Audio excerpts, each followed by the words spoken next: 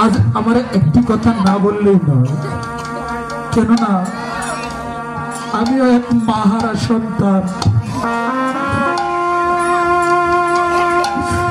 কারণ আপনাদের মতো ভাগ্যবতী মায়েদের পেয়ে আমার মায়ের কথা যখন মনে হয় তখন এই বুকে পাষাণ দিয়েও রাখা যায় না। আজ আজ আমি আপনাদের এখানে কীর্তন আসনে উপস্থিত হয়েছি,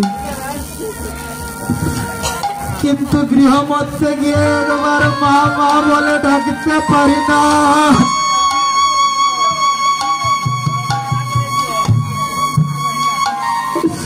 একবার কখনো মা বলে ডাকতে পারি না, বলতে পারি না মা আমি আজ সাধু সঙ্গ হতে এসেছি, আমাকে দরজাটা খুলে দাও। বলতে পারি না মা আমার ক্ষুধা লেগেছে, আমাকে খেতে দাও।